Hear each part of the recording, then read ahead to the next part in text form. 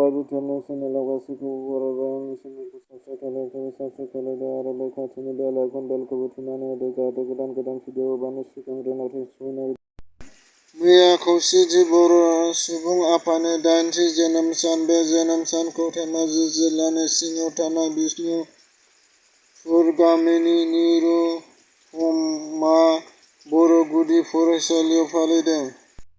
सरकारि हा दखल खालामनायखौ लानानै मोननै हानजानि गेजेराव दावराव-दावसि। काजलगाव नोगोर बेंनाय आफादनि बेंखनाव थानाय 2 नं.